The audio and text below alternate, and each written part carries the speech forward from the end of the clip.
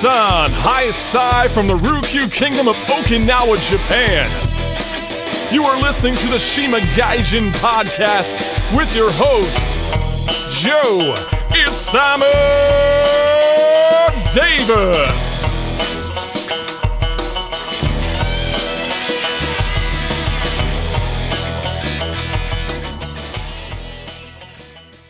All right, Colt, welcome, buddy. What's up, Joe? What do you know? Not a damn thing, apparently, with this microphone. I always like that cool stuff that you have in the background over there. Yeah, this lower third just follows me around everywhere I go, even when I'm on the street. People just see that pop up. Oh, I'm sorry. How rude of me. This isn't my show. I'm not the best host ever. Let me just add a little modification here. Second best host. Yeah. Sorry. That's a dick move of me. Oh, wait. Can you read it? There we go. Oh, but I mean, you could put like first best host in mainland Japan or Yokosuka or wherever. Oh, that's right. Yeah, you just go by the region, in Kanto region. That's pretty cool. You're using what, OBS? OBS, yeah. Is that program's free, right? It's free. Is free. it? It's a lot of tinkering, but you figure it's worth it. But yeah, you gotta spend some time. Especially, well, maybe if you're not horrible like me, you could probably figure it out. And I do everything the wrong way, and then I learn. Yeah, I was gonna say, like, how long did it take you to get used to doing all that, tinkering around with it? Nah, I'm still not used to it, but at least you can hear me and see me. That's pretty good. I mean, it looks so professional. You got the thing going across the whole page. You got your little brand logo there. Well, that's my thing. I'm really big about looking professional without being professional. I should have worn my judo gi. Yeah, monkey see, monkey do. Well, who's that picture you got in the back? That's Mike Swain. Yeah. Oh, okay. Right on. Oh, it's signed too. Yeah. Dope. When I was about 10, he did this clinic over at the Washington State Athletic Club.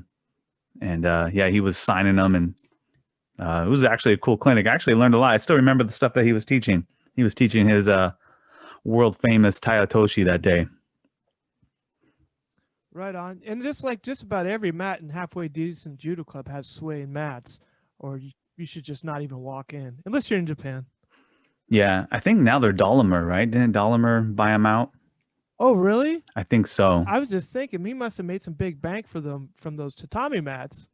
Yeah. Probably more than he ever made in judo. What's crazy is I think he was running and starting his business, Swain Mats, when he was making his last run for in the Olympics. Oh, really? Crazy, yeah. Those guys had it so hard back in the day. They were training, working full time, going to school. In this case, he was, trying to start up his own business. I mean, it's not like professional athletes, like basketball players or anything like that, where they got sponsors and all that. So, really look up to those kind of guys who just grinded it through. And here I'm making an excuse not to wake up and go train or something. I got work. I got to wake up early tomorrow. Well, if God wanted you to wake up early, he wouldn't have made it suck so bad. Like, why is that? Why does it suck so bad to wake up? Bro, you've been killing it on the podcast, man. Oh, well, thanks. I've been lucky. Actually, between you and my other friend, Todd Atkins, just following the trail and finding interesting people. And that's been the kind of the journey of the podcaster. And so I owe it all to all the people I talked to. Yeah. So, and I had Dave on. He was a riot. I heard that. He's a great guest, isn't he? He's funny. Yeah. We actually talked a little bit later, and he showed me exactly how to play the parts and how they relate. And I didn't record that. Oh, man. Someday I'll make a Patreon. And then I'll put the stuff you really want to see. I don't know. Yeah, it's interesting. Isn't it interesting that he doesn't even know how to read music? He just kind of learn how to play on his own and learning from other people? Mm, well, especially like with blues. Blues is like a really social form of music. Like you look and you do and repeat. Um, it definitely has its merits. Yeah. Yeah, it's kind of interesting. Is there any area like outside of because you said you're what, an hour outside Yokosuka? Oh no, I was actually just like 15 minutes. Oh, okay. Is there any like area out there that's got a lot of influence from like rock influence from the United States, music wise, because of the military? Not that I know of. Not because of the military. Whatever happened, Okinawa is something special. Yeah. Um, there's a weird kind of hip hop influence actually around the base. Um, but other than that, I haven't noticed yet. But I'm kind of lame about some things. Every music place I think was like some independent weirdo that started his own cool hangout place and then blossomed. So I haven't noticed if there's a Navy connection or military connection with music here in the mainland. That's a really good question. Yeah. Well, I Something mean, special yeah, happened. probably with the Navy too. They're probably not always there, right? They're on ship, and then it's probably like a Mm, ghost town maybe for a while till they get back. I imagine. I don't know. well, when the carrier's out, it settles down, and then when it comes back, there's fighting in the streets, and but I like at least now when they have the shore patrol, they got rid of just putting normal sailors there in their dress whites. There'd be two big girls fighting outside the club, and you're wearing your dress whites, and you're like, I only got like two pairs of these, and I got to stand watch tomorrow.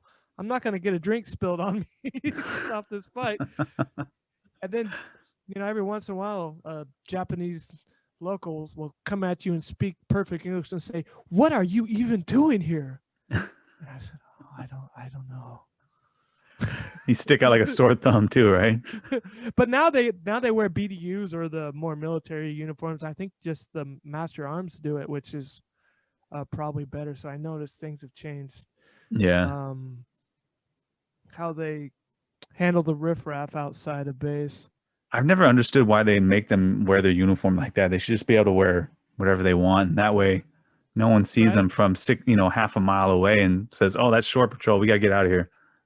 Well, I mean, you see somebody wearing that stupid hat, you think like, "Oh, I better listen to that guy." No, you want to slap it off their head, but like, it's not 1940 Gramps. Right. Did you hit your head on the boiler?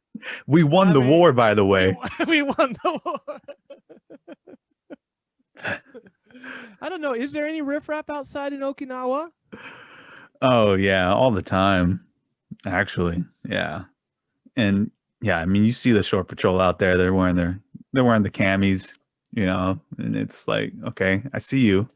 I mean, I'm too old. I'm not out there anymore. But it will. Actually, when the shore patrol comes, it's about my bedtime. They come out when things start to get good, I guess. When it starts to get really juicy. Oh yeah, when everybody finds the right Pokemon Go training area. Yeah. Right when everyone starts to slowly morph into shark eyes and, You're right. start to You're right. black out. There is a time it's just like everybody's eyes change. Outside the Dead base, shark eyes. it's like, oh, we got some souvenirs for our parents, and then now it's time to be a horrible person. Yeah, just a switch. Turn it on. Hey, your last guest, what's his name? Grant? Grant Bogdanov, yeah. Yeah, he's the head instructor for the UFC gym. Where's that at? In Tokyo? Yes, it's kind of Tokyo. It's Setagaya, which I messed this up, but I think it's actually barely on the edge of Kanagawa. Okay. And I think it's technically Tokyo, but it's like on the edge of Tokyo. And it's a cool place. They have a lot of fitness, but he runs the jiu-jitsu program. And he's a personal trainer. I went to college with him. Oh, okay, interesting. College in the United States or here? In the Japan? States. Okay. In Iowa. So I guess I could call that like, oh yeah, that was my big pull. But it's like, no, we've been friends forever. And he just, I've been training with him, and he kicks my butt. And then he told me he was going on quintet, and I was like, that's cool. And he's been mopping it up at the most of the jiu-jitsu tournaments, except for a couple guys. And yeah, I was really excited to see him in quintet. Yeah, he seems awfully young. I think he just turned 26. Oh, geez. How old are you, man? 36. Oh, okay. Mm-hmm. Did you wrestle in college? Yeah, I wrestled in community college. Okay. Yeah, and that was in Des Moines, Washington, Highline Community College. I know that area. Oh, really? Wow. Yeah, I'm from Renton, Kent area. Holy crap! That's so funny. How crazy is that? When you have some random place and you're like, I'm not even gonna say it. It's so ridiculous. And like, no, yeah, Bob? Yeah, Bob owes me money. Wow. So you said right at Highline Community College? Yes, Highline. I don't think they have the program anymore. It was really wrestling. Yeah. I mean, it's just a rumor. I heard it through the grapevine, but yeah. But you're originally from where? Iowa? I'm from Iowa. Okay. What brought you up to Washington then? Well, when I got out of the Navy, they outprocessed me there. And, I left Iowa when I was 18. And I was like, well, screw that place. And I hung out there in the area and started kind of going to school and working and getting on the GI Bill and not living life responsibly like you do when you're 22 and you want to do for the rest of your life, but you can't. What was your transition like when you got out? Did you even have a plan, or was it just like, hey, I'm getting out, I'm gonna stay here and just kind of figure it out? Yeah, that's it. That's pretty and much. Then I had this crazy bird in my ear, thinking like, oh, maybe I'll be a UFC fighter. Did you really? Yeah, I was trading. I started trading here in Japan, and I thought, I was like 2006, and I was like, yeah, maybe I might be good at this grappling stuff. But that's what I found out. It's really about the journey, not what you can become, but what you can replicate and do and enjoy. So I think that's why I probably didn't get at least that's what I theorize. That's why I didn't get my shit together. Because I had this big dream and I trained in different places. But yeah, I think. Go ahead. Funny that you said Renton. I don't know if you know a guy that did judo in Renton. I don't remember his name, but he had this weird little dojo, and it was in the back. Looked like it was in the back of a pawn shop or something. Judo. It was judo, but he had this weird kind of thing. Like, don't call it judo because old guy missing some teeth, but like super old. Yeah, but on a mission. He called it Olympic Judo. It was called Olympic Judo Club back in the day. What? Okay. Are we talking about the same guy?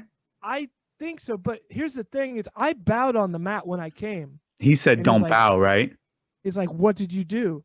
And I was like, I didn't even think about it. That's what you do in judo or most martial arts." And he's like, "Are you Asian?" And I was like, "Oh, is this going to be one of these these talks?" And he was like, "So how are we supposed to win a gold medal in judo if we think we have to train like Asians? Why are you bowing? You're already agreeing to lose." And I was like, I don't know, dude.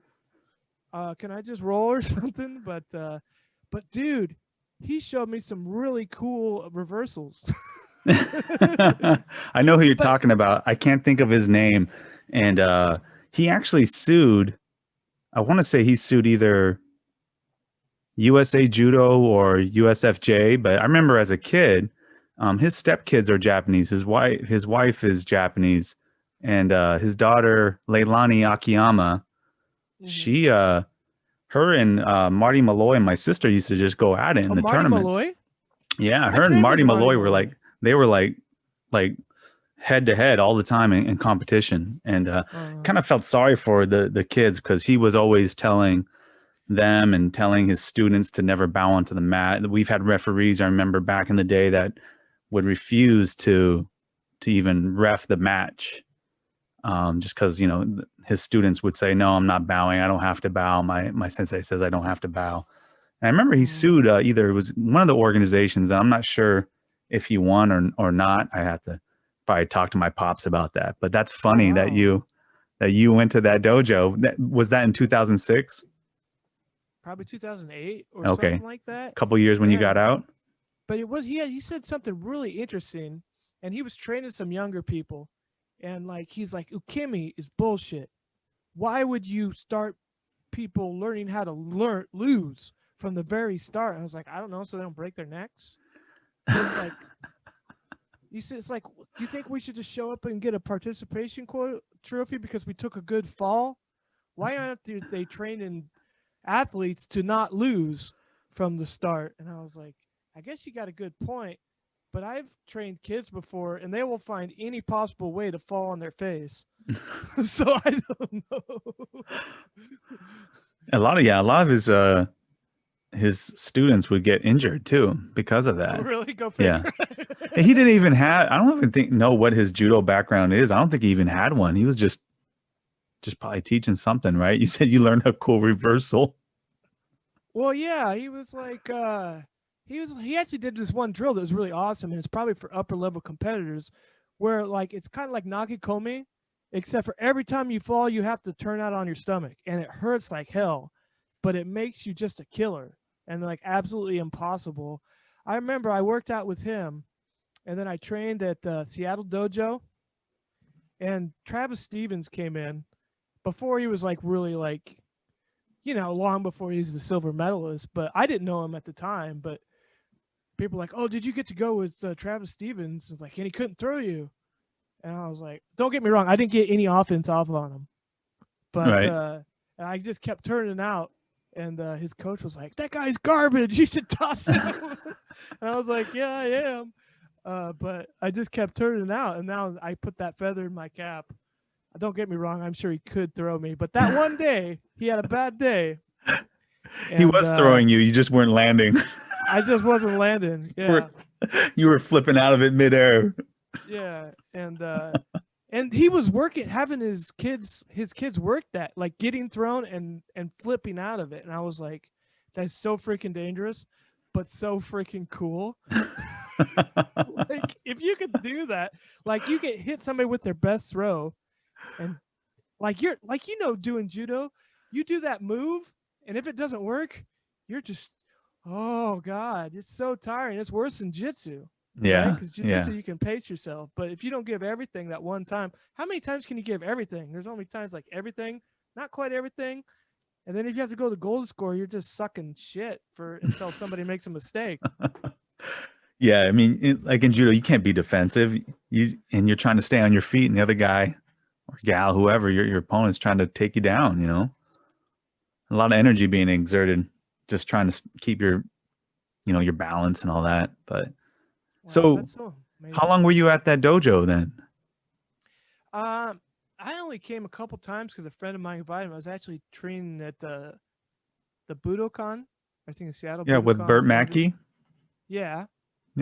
And then I did like jiu-jitsu at Ring Demon at that time. And then my friend just invited me, and his name was George, I'm sorry. His name was George. And he just invited me, but there was this one guy in there who's really mean to me, and he was like mean to him. And he was like, why did you have everybody call you George? It's Jorge, right? He was like, no, man, it's George. And I don't know, I just felt this really really weird vibe there, and I didn't go back. Yeah. But, because George was super cool, man. Don't give him shit. And I don't know. I did choke that guy out, though. Not something silly. So did Grant wrestle at Highline too? Or would you guys wrestle in Japan? I did judo with Grant. Oh, okay. I did judo with Grant at the University of Iowa. Oh, okay. So I worked on my community college at Highline, and then I moved back to my home state in Iowa, and then went to the University of Iowa after I got my my 2-year degree, and that's where I met Grant. at the judo club there. Oh, okay. Has he been doing judo in Iowa since he was a kid? Yeah, he's actually been doing it since I was a kid, like cumulative. He's probably been doing judo longer than me. Wow. But I had higher rank because I trained as an adult. Right. But he doesn't really even do judo anymore. And it's funny, like I'm so nerdy, I can think about how to tie throws together and like how to practice them and stuff like that. And then he just does it. I talk about it and he does it. And he doesn't even practice judo now. He just does jujitsu. So. Yeah. He actually trains with Kusano too, right? Kusano sensei. When he lived in Nagoya, but he still kind of claims that as his up and comings, his upbringing to dojo. So he's still very much in contact with Kusano. Kusano's a cool guy. Well, we did a podcast with him on a different podcast a couple of years ago, and he's an interesting guy. He did horseback riding before he learned jujitsu. He didn't get into jujitsu until I think his early 20s. Oh wow! Yeah, crazy. That's so interesting, and that's really inspiring because I think so many people. I think we see kids doing crazy stuff on Instagram, and we're like, oh, everybody's training and being killers since they're 8. Why should I even bother? I was like, you never know if they're gonna go with it. Like it's amazing to hear the story. Like, yeah, he started in his 20s, and now he's a boss. That's awesome. Yeah, I think he once he got his blue belt, I think it was in Japan. Then I think he went to Brazil and then trained for a couple years and then just came back as a monster. And he's half Brazilian? Yeah, half I think Japanese? I don't know if he's half, but I think he's because in Aichi there's a lot of Japanese Brazilians. I think their parents had immigrated to Brazil during the wartime, or maybe even before that, but I think he may be like a Nisei. I don't know. I never asked him that. Yeah. So, yeah, I didn't get to catch that quintet. Did you? Oh yeah, I watched it. I actually watched it in my gym here in Yokosuka, rodeo style. We watched it because now Yuki Kotani, he trains out of there originally. And he was on Tokuro's team. And so it's like, I knew 2 people in quintet. So I was like, had a big chip on my shoulder. So we watched it in the dojo. And even though it's so funny, because when you know the person, even though it wound up being mostly draws, I was like on the edge of my seat the whole time. If you didn't know these people, it'd be like, who cares? But except for Kawauno and Tokuro, that was just a spider web the whole time. Like I don't see how you could not appreciate that match. That was awesome. Even though there wasn't a sub in that.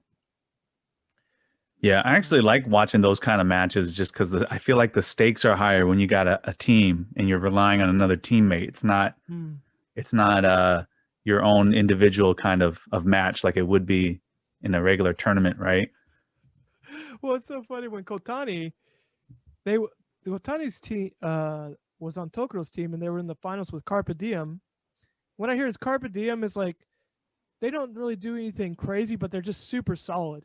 They're just hard to shake, and then they eventually take the back or something like that. And they're more like consistent. Whereas, Tokuro's team, Tokuro can get an armbar from laying in bed or something like that. He just jumps for stuff the whole time. And sometimes, that can not be as interesting when there's people that are just gonna take the action down to a level where they're constantly in control, even though that's probably the best thing to do, but the least interesting thing to watch. Right. But anyway, so Kotani had his match with a guy about his size, and he had his back taken and had a couple precarious position. He got in a scramble, triangled the guy. And it was one of those like really slick triangles where they go out right away. It's the one where you kind of can't stand up for a while after you finish it, I could tell, he was like really, he was in the triangle for like 40 seconds before he tapped out. Holy cow.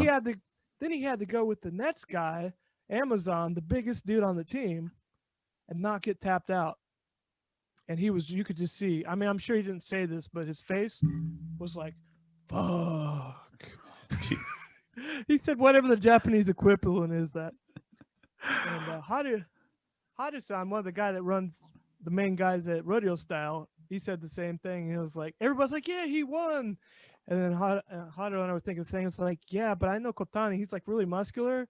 He gets tired. It's like now he's got to go with another big guy. And I was like, well, let's not be negative. Let's cheer. But actually, you know what? I felt like he pushed the action in many times. So I think Kotani was definitely the MVP of that. Wow. I get tired watching. I get tired for them just watching. It's, Nogi's, it's a whole different kind of pace. Yeah. And I was glad to see some people actually were going. It was a little bit of a takedown battle. And you could see why the incentive isn't really there, especially with that type of rule set. But there's some guys that are some pretty good butt scooters, they'll climb all the way up there. And it's almost like the takedown is almost just like an ego game, even though I kind of do that too. I don't want to get taken down. Half of that's because my guard sucks. But yeah, I saw a pretty diverse spread of grapplers, even though there was only like 2 submissions. It was a great card to watch. I enjoyed it a lot. You watched it on the Fight Pass? Yes. Yeah. Yeah. That one of the judo Olympians, as it Uchishiba, I think is his name, was on that Team Wolf. Yeah, how did he do? He drawed, and yeah. Well, I guess most of the English speaking, but it's kind of funny when I saw Grant. It's like Uchishiba's on your team. He's kind of got a backstory behind him. He's got a record. I'm not talking about a judo record. Before I grapple with you, I'm obligated by the court to say I'm a convicted. Starts with an R. I'm a registered. Ends with an ist. Are you a registered black belt? Oh yeah, that too, but it's something else. I love the way you said that. Very subtle. Yeah, let's not go to dark places, but let's tease you about that. Yeah, he was at Kokushikan University when I was actually training with the high school, and we would go up to the university from time to time and train with them. This is his pre-Olympic days. I think this was in 2001. I think he went to the Olympics in 2004, but I mean, wow. It was awesome watching him. I didn't get to, train with him because, I wasn't at that level. He's not going to waste his time trying to throw me around. And I didn't know how to, cartwheel out of throws. But yeah, it's interesting what, with his issues that he had, he paid his dues and he's out. But I hate to see it when the Japanese Judo Federation kind of turns their back on people. Another example is God, his mind escapes me now. He's an MMA fighter too, gold medalist in the Beijing. Now he's in Croatia. God, why can't I think of his name right now? Ishii. Yeah, he wanted to go do MMA, and he did nothing. He just wanted to go do MMA. He was just done with judo, but they basically, because he was doing MMA, they turned their whole back on him. They don't even accept him now in judo. Yeah, that's crazy. And he crushed it that year when he won gold. Yeah, during a time where those rules were so messed up. People were doing double legs and crazy, just like breaking grips and not even engaging. That was like one of the worst Olympics and worlds that I've ever saw in my life. Oh, really? Yeah. The rules, I mean, you didn't see judo. It was just people just stalling and not gripping or breaking grips. Like there was no throws. I swear. Well, that's something I was really curious and I was hoping to ask somebody about that. I know it's not new changes now, but the whole leg grabs and the whole two-sided gripping, do you think that makes judo better? To take them out or to leave them in? to take him out? I don't know. I know that it's more enjoyable to watch now.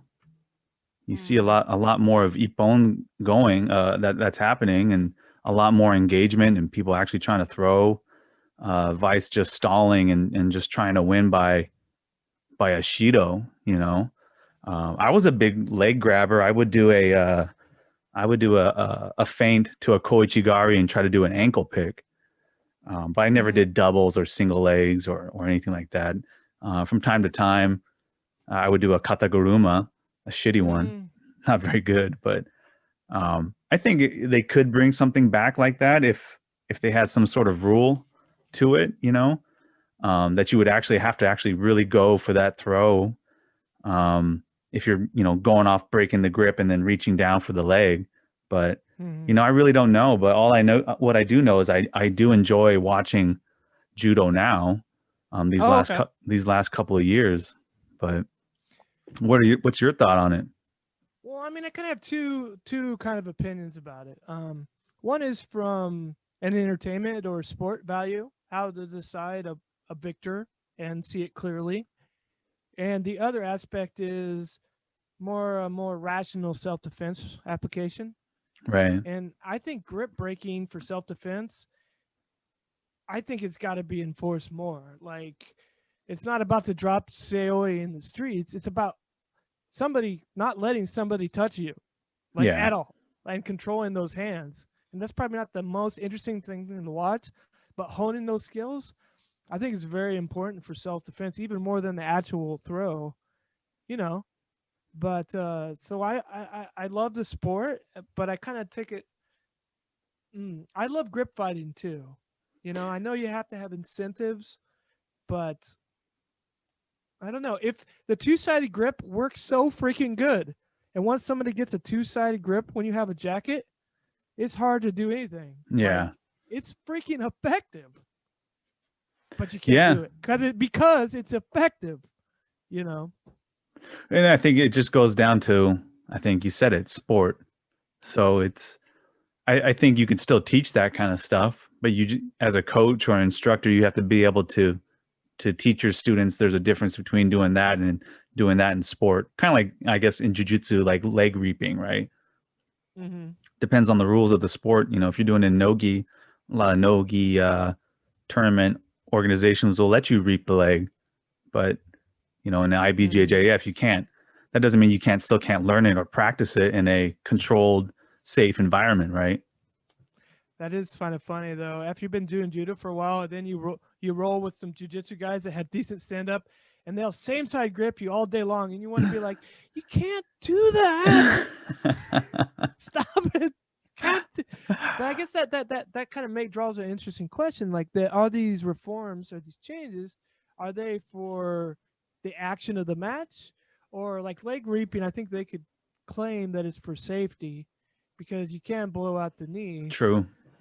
But I feel it's the same rule. You got to respect that if somebody has that leg lace in there, you got to be experienced and know, oh, I can turn this way, but I can't turn this way. I feel like you should know how to deal with it, even if you can't do it in a competition. Yeah. Which is easier said than done. I think if you get a two grip and you're not stalling, you're actually attacking with it and not just stalling and slowing the game down. I think that's perfectly fine. I think a lot of that grip breaking, a lot of that stuff was just to stall out. You didn't like what you had or what they had, and you're just basically resetting. You're not engaging, is probably what it is. Chuck Jefferson, his podcast, JudoCast, he had Neil Adams on, and he does a great job of explaining about the rules, because it's him and Yamashita and all these bigwigs who actually get together every year to kind of go over these rules and he says it, a lot some of them don't agree with each other when they go into those rooms and they start discussing the rules. So but I think right now, as far as entertainment and if you're a fan of judo, I think they have it right the way it is right now. But that doesn't say they can't make any changes. No, I would agree. And if the more you change things, the more you flip flop. I just think like Well, you know how karate has this thing where it's splintered into so many ways, it's hard to know which ones are bullshit. Yeah. I mean, there's some karate that's pretty good, but it's like everybody, and then like judo's like, no, we're gonna keep everything together under the same house, and that has its kind of annoying things. But I gotta respect them for doing that, and I know they're really just trying to have something that more people can watch and enjoy. How there can be a clear winner, but it's not always so clear. But also, But someone who maybe doesn't understand the sport, who can watch it and maybe understand what, maybe not the technique, but as far as scoring or, who a clear winner is and who's not, they'll be able to maybe understand and follow it a little bit, especially during the Olympics. Well, yeah, especially if all you did was wrestle and you saw that somebody falls to their knees like 7 times in a match, but he's still the one that wins. Yeah. It's kind of like, what? Well, that's why I like It's about like- Golden Score too, right? Yeah, but it's just a certain incentive. And that's why I think the grappling arts or martial arts as a whole, but in particular grappling arts, I just feel like they're different applications of the same thing. And they're just trying to incentivize kind of different aspects because I think you need speciality. Now, granted, we're not going to try and throw the perfect Tai Otoshi in the street or whatnot, but that very fact that we can focus and start over, I think that's good. But the same aspect, I think you should do a little wrestling too. I think you should have that aspect. I mean, I just think they all work together, and the different restrictions on time and point scoring. I think it's just think of a different application of the same thing. That's just my opinion. Yeah. I do like how now like the groundwork, the newaza seems to continue a little bit longer as soon as they hit the Yeah. mat. For a minute, they would just and they people be. But the cool thing about that is it incentivizes people to hit these crazy. They had to roll and go and get this turnover like split. Yeah, transition immediately. So even though people say, "Oh, that's kind of bullcrap," in real life you can take more time, or in jiu-jitsu you can make more time, but it's funny how people rise to the occasion and like, okay, well, we got to get even sharper. We got to be able to do this like that, and then like in the turnovers, I'm kind of crazy. Most people, I like to see a good pin in judo. Me too. I think that's amazing. Like it's one of the most awful things. Like I love doing it too. When somebody's just holding you down and you can't move, and it's not like a touch fall pin. You got to have that dude breathe in your face for 10 to 20 seconds, and you're pretty much, and you're not getting out after probably 5 or 6 seconds. Right. Yeah, it's fun watching them. Like if the opponent drops down and they're in a turtle, but you see if it's someone who's a newaza technician, I mean, they go to work. It's like they're like wrapping a gift like in 30 seconds. They just grab the lapel, do whatever, flip them over, and then pin them. It's like, holy cow, man. Yeah, I think it's good. Like granted, the ref is going to stand you up, but I think that limit on the time frame kind of lets you be a little bit more creative and have a goal, that time efficiency. Yeah. But of course, for self-defense application, yeah, take your time and choke them out. You don't have to choke them out right now, but choke them out sweetly, softly, whisper in their ear, ask them how they're doing today, and then let them go to sleep. But for a judo match, you got to get shit done. Got to go to work. Yeah, you can't wait around. Did you wrestle growing up as a kid in Iowa? I did, but I didn't really take it seriously until I joined the Navy and I was on the base team. Okay. And see, I really didn't like it. I just sucked at double legs and single legs. And then I started doing freestyle, and the coaches here were like doing like arm spins and Greco. And I was like, this isn't wrestling. This is awesome. Like now I know doubles and singles are important, but I don't know. Maybe because everybody did them so well in Iowa, it was nice to know there was other way to win. And that actually kind of funny enough, even though I came from Iowa, that's what inspired me to work on my wrestling more. Okay. Did you do judo as a kid too? I started judo here in Japan in like 2005. And I don't know why, but I got my black belt in like 6 months. Not because I was awesome. That's typical in Japan though. Oh, really? Okay. Yeah. Not, I mean, maybe 6 months a little bit early, but Well, but it's weird. I don't know. Yeah. go ahead. I don't know. It's because I was leaving back to the States, and maybe they just thought it'd be good because I won my my qualification matches, and I had my Japanese wasn't great, but I knew a little bit, and I smiled a lot, and I bought my sensei a bunch of cheap meat and beer and diamond rings for his wife on the base, or he did, and he was super thrilled about that. Did you do a kata? So, I did the first Nage no kata. Nage no kata, yeah. And and it was ass bad. But I osai komi to everybody in all my competition matches. But you know how it is. Half those your competitors are high school kids. You have to destroy their dreams. I love how they make everybody go together. But I think I even armbarred one of them because I didn't know better, and they were like, and I was like, and my sensei was like, "Hey, good job. Don't do that next time. You guys are white belts. You're not supposed to do that." Like, oh. Yeah. It's so funny. It's so funny that being in Japan, they're way more lax about the rules than when I was training judo in Iowa. You know? Really? Yeah. I don't know. Maybe because it's such a big motion. Maybe that was just a gym teacher refereeing the match, because there were so many matches. Like, okay, move on. We got like 17 kids to choke out here. The thing about in Japan, though, it's about getting your black belt. I mean, Shodan means the beginning, right? So it's like really you just need to know the fundamentals of judo to get your black belt. It's not like, in jiu-jitsu, Brazilian jiu-jitsu, where it's like black belt is like on this pedestal, like, you have to be like the greatest, no one else should be able to submit you, who's a purple belt or something, it's not like that. You should just know the fundamentals, like almost like a blue belt, right? But yeah. Well, don't get me wrong, it was just like a little local qualifier thing. It wasn't like freaking all Japan or college level stuff or anything. Right. But yeah, I think they just saw it as like it's just a good experience for everybody rather than like, I don't know. They were like super cool with me, and I really appreciated that. And I still like try and replicate that, when I teach, how kind they were to me. Right. You were before COVID. You were teaching wrestling on the base or off the base?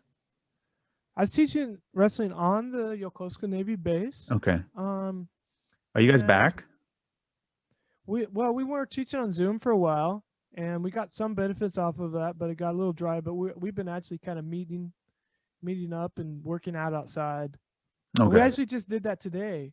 We do like telepathic wrestling where they have to like take each other down with their minds 6 feet away. On the record, I'm saying that. It's just like, right. Keep your elbows in. Oh, okay, that's 2.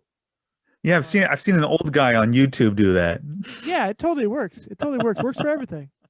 And then you use some hand wipes afterwards just in case. And yeah, we do everything super safe. Nobody ever touches anybody or sweats on anybody. And yeah.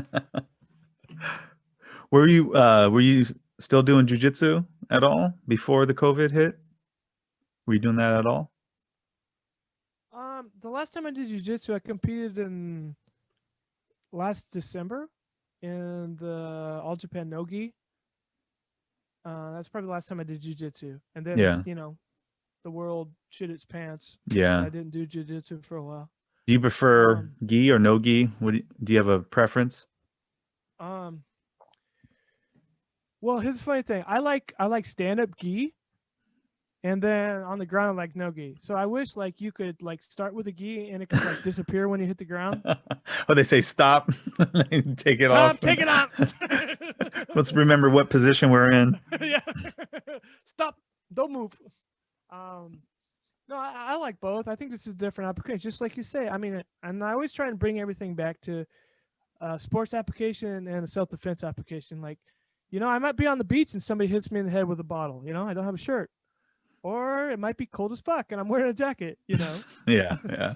I think I should just like, oh, okay. I just think it's good. But personally, I do like no-gi because there's just like a lot more possibilities, a lot more moving, and you have to be in a lot better shape. But wearing a gi, especially, you know, there's old Japanese dudes. They you know, they smoke pack a day, but if they grab you and you're wearing a jacket, they're grabbed you for the entirety of how long you're going to see them. Like you're never going to break that grip ever. And I respect that, you know. I think that's really cool. It's funny that you mentioned that because you know, we would always do this tournament. It was one of those club tournaments where it's 5-on-5 or you have 3-on-3, and the team that would always win, it would always come down to either one of the police schools or one of the security guard teams. And I remember one time the security guard team won, and they're all like 230 pounds plus, right? But after they win, they all go outside and they all start smoking. They're just out there. Oh. I'm like shaking my head. Like, I don't get it. Right. But right. But you see those fools in Golden Score, you can tell. Yeah. That's why they get that ippon right away. The one hitter quitter. How do you like the golden score? Do you think? Remember, like back in the day, it would be the ref with the side judges that would decide, and the ref in the middle. Yeah, in a certain way, it's kind of better. I think they should just decide, okay, this guy won, but now pretty much golden score is just whoever. It's almost like counterproductive to attack in golden score because you know the other guy's gonna either wait for you to trying to make you look like you're being defensive, right, and Shido you out, or make you try something stupid because you're tired and you want to finish and then counter you. So, and then some people don't do any of it, and it's the worst. It's almost like a double disqualification, you know. So, I don't know. I think it might be better for just somebody to say, I think this guy won. He had more, like, for instance, like somebody might fall on their stomach 5 times and not get a Wazari or Ippon, but come on, he's still getting tossed. Yeah, he was the more productive. He was the one who actually came close to. Yeah, he off balanced him. He had him in the air or had him falling backwards, and then he squirmed out of it. Right. Yeah. Yeah. I mean, or the same respect, like somebody kind of gets. I don't know. I kind of like the idea that you could get a Yuko or something like that. I liked for a little while they had like infinite Wazaris. Oh yeah, so like that. I like that too. I saw a guy. There was a guy on our team. He threw this guy like for like 7 Wazaris, and then he gassed out, and then the guy came back and just threw him for Ippon. I was like, this is amazing. I love this rule, even though we lost. Oh really? Yeah. It's kind of exciting, right? I mean, the thing is the Ippon, like, it's like, I don't know. It's like, yeah, you could see more of that. Like, but you know from doing judo, sometimes you get thrown for Ippon, and you're like, you're fine, but you get thrown for Wazari, it's gonna be hard to wake up tomorrow. Yeah. You know, it's like if you lose, yeah, you're fine, but if you don't want to lose, you're in pain.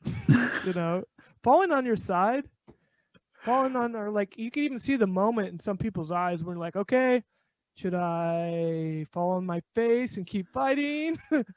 Or should I fall on my back and go home and eat sandwiches? And you got to make that call. Yeah. Sometimes you're thinking those sandwiches sound pretty good. I once threw a guy, this is when I was in high school. I threw him so hard and there was so much momentum that he spun a full 360 and landed straight on his face and his stomach and his chest. And I don't think the referee knew exactly what happened, but he called Ippon anyways because it was so fast and so much like momentum and power. He just called it Ippon, and the guy got up. He was like, "What do you mean that was Ippon?" I was like, "That works for me," and I just bowed off the mat and walked away. That's awesome. Yep, that's the decision. Yep. Nope, we're good. Let's carry on. I'm good with that score. I saw that you were I don't know if you were thinking about doing it or you said you're going to start doing it, but like a video breakdown or something like that. Oh, yeah. So no, I'm actually working on that. I'm just watching other YouTubers. Yeah. And just talking about what I like. I just find that there's so many so much great content of it, and some of it's stupid, some of it's good stupid, and some of it's bad stupid. Yeah. And just I'm just watching it with my friends and like talk about what I like. I mean, there's just like so many great personalities on YouTube that bring great things to martial arts. Whether it's Jesse from Mexican martial arts or the other Jesse, the Norwegian dude that does karate, and Are they just breaking down fight videos, competition Master videos? Ken. Oh no, just what YouTube commentating on martial arts YouTube content, whether it's comedic Oh, or okay. instructional. Like Just McDojo, like, you said Master Ken, something like that. yeah, just having a conversation about other people's content, and it's just been a blast. That's doing cool. that. Yeah. Is that going to Yeah, be, is that part of, so you have like your own YouTube channel now? Yes, my YouTube channel is really just like the video version of Judo No Mi for Okay. the podcast, but there's more podcasts in the audio format. This was just something I was just kind of working on, so it's not quite ready yet. Oh, okay. But thanks All for right. calling. Yeah, no, I mean, yeah, sorry, but No, I was cool. interested in it. So, you know, once you do push it out, let me know. Okay, because I was thinking, like, I want to do it with somebody else. Just me talking about. I don't want to be those guys like, this is how I feel about stuff. You know, it's like that's kind of dumb. Some people can do it really well, but it's just fun to talk smack with somebody else. Yeah. But actually, I was wondering about how did you get Alice for your last? Oh, yeah. interview? Did you listen to that one?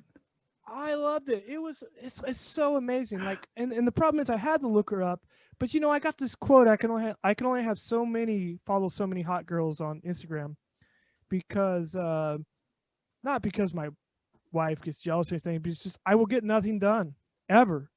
Yeah. Ever. You can't have every page as you're scrolling is some hot girl. But I mean, she's fascinating. Oh my Yeah. God. And she works. She's Yeah. so multi-talented. It was weird. Because I was just looking at hashtag Okinawa. I'm trying to find things that may spark interest, or I was trying to find stuff for the podcast. You know, I was hoping that I would go down a rabbit hole and I would find someone interesting to follow. And yeah, there was, there's like a dozen or probably more than that of hot chicks in swimsuits, posing somewhere in Okinawa next to the coral or whatever, to the nice blue water. So I was like, well, who's this? And then I just went down this rabbit hole and found out, yeah, she started this group. And then she works as a maid at a maid cafe in Tokyo. And so, yeah, I just been seeing her and following her, for the last maybe 2-3 months. And then I just said, you know what, F it, I'm going to do it, man. I'm going to hit her up and see if she even responds, kind of like with Ensign, and, so yeah, then she said, yeah, I'll do a podcast anytime. It's like, cool, Wow. Sweet. Let's do it. Yeah. She's cool. She's really cool. Isn't it so great? Back in the day, stalking people was so hard. You had to like wait in your car. Yeah. And like, watch them for hours, and you might not see them. You might be staring at a wall. I mean, not that I do this, but yeah. Now And if you people were to just- ask them in person back in the day, they'd probably say, get lost, you loser. But now I just texted Hey, her I've and been she didn't even know what I watching you. looked like. And she said, yeah, sure, let's do it. You don't even know me. Well, that's the awesome thing about this, right? Is it's just like, you see people and they actually making some really like high level stuff, and it's really fascinating. And like there's only like 50 people that have seen it ever. It's like so when you talk to them, you're talking to a person. It's not just like, messaging PewDiePie like, oh my God, you changed my life. Like, Yeah. There's like awesome, just normal ass people Right. that you can talk to. And it's totally changed my whole perspective about this. When I originally thought it's like, hey, I want to make something so everybody sees how cool I am. But like, no, there's a hell of a lot cooler people than me. And like, there's only like, it's like having friends instead of like actually like worshiping somebody, just admiring other people's talents. Yeah. And what's cool too is, like you said earlier, we meet each other, and then, you get to have Dave Ralston as a guest, And now I hope I can maybe have a conversation with Grant or maybe even with Todd No, I'm Atkins or sorry, you somebody. can't have my guests. We don't share guests here. We don't share guests. It's a one-way transaction. No, He's mine. no, actually, you should talk to Grant because, yeah, Grant's talked to Heisem and like Civil, and that the fact that Kusano, you guys could yuck it up about Kusano because he is all about Kusano. Coming from his gym. Yeah. So that's amazing.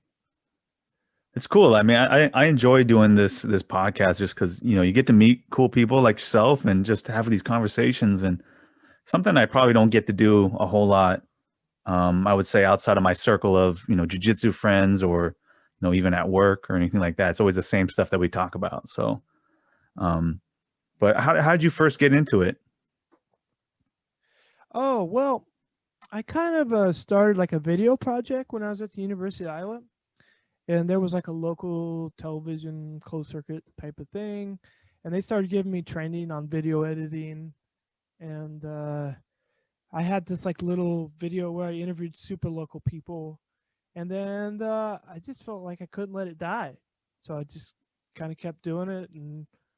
And the only good thing about COVID is like it's a lot easier to talk to people online. And you can hit them up and they're like, okay, sure, yeah, let's do it. Yeah, because before booking somebody to come to the studio was just like, oh my god, it was such a rat race. Yeah. And you're like, it's just your own personal project. It's not like you're spending money, but I spent more time doing that than I did like actually at work.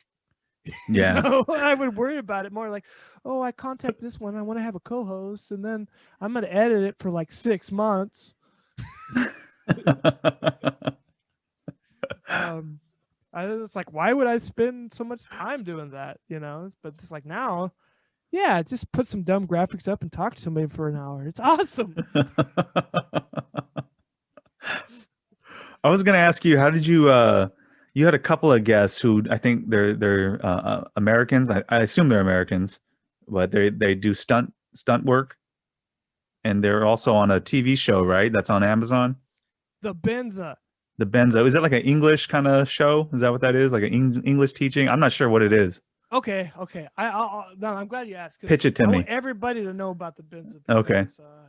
Especially if you've lived in Japan as a foreigner, you'll love it. It'll change your life. If you have not, you'll still love it, but in a different way.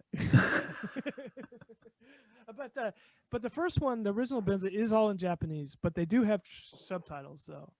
But if you, it's so funny because each character is this different weirdo archetype of somebody that came to Japan.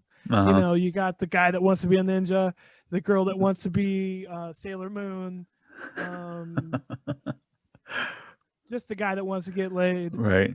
And the Korean guy that only speaks Korean, but but everybody just pretends like they understand him. Man, they just got such great characters. And the first time I watched it, the first episode was like, I really tell them that Chris, the guy that's kind of putting it all together, he's really taken from each actor and writing for them. And I don't know, I just think, and everything fits in the scope of a RPG game, which they actually made an RPG game for.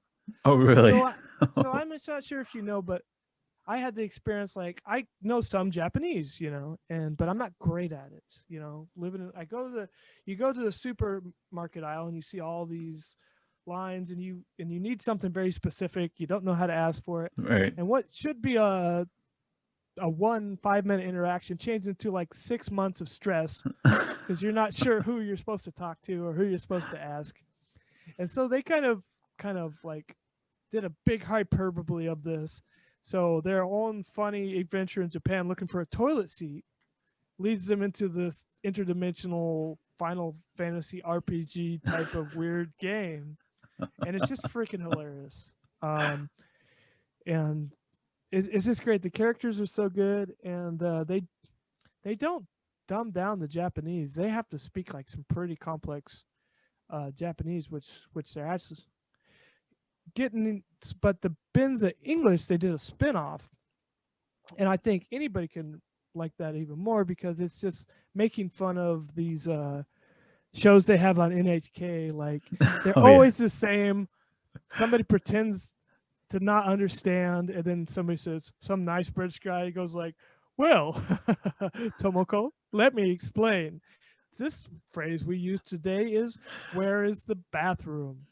We say, where's the bathroom when we think we're going to shit our pants. And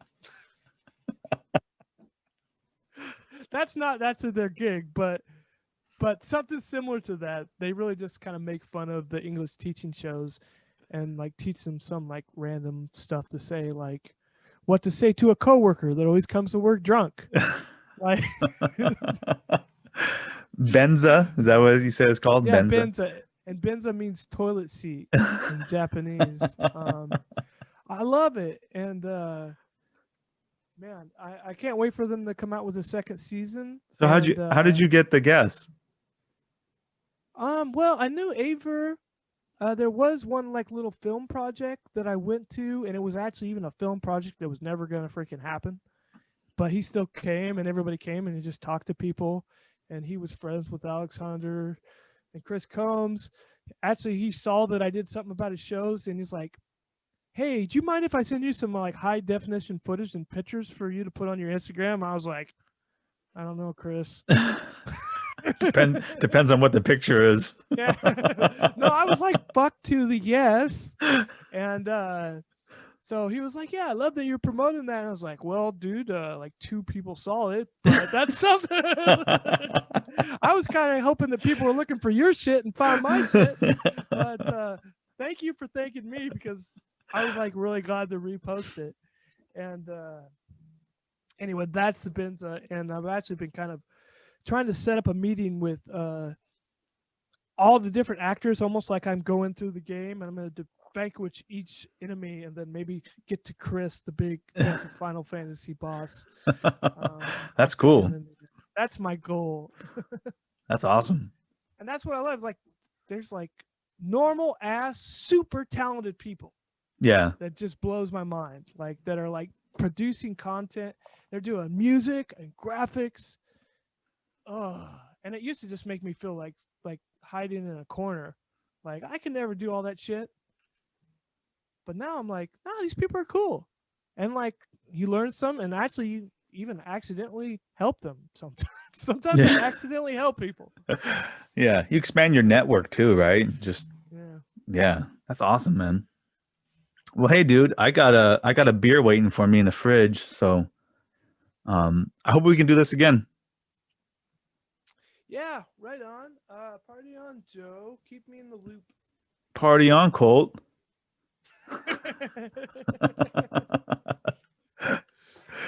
Let's get together before the end of the year. That sounds like a good idea. I don't know if it's still in the works, but I'd love to talk to your sumo announcer. Yeah, I sent him an email, and he was saying, yeah, I'm gonna do a podcast with some other gentleman, but I'm not sure if it's okay. I can do another one. I'm thinking, well, I'm pretty sure it's okay, But his son right now, he's trying to help his son out because his son didn't get drafted for the Japanese baseball league, I guess, and so he's trying to get him squared away. But I'm gonna keep pinging him until he says yes. Okay. Cool. Well, then maybe you better just nail that down, and once he gets then I can talk to him. I'll just I'll just listen to it when you do it. Maybe for sure, man. No, we'll do something. We'll collab. Let's do it. For sure. But hey, man, I really appreciate it. Yeah, right on. Get that beer, man, before it gets warm. Yeah, well, we'll see. It's probably already warm, but that's okay. It's all good. Okay. I'll talk to you later, man. Later. All right, later. Thanks.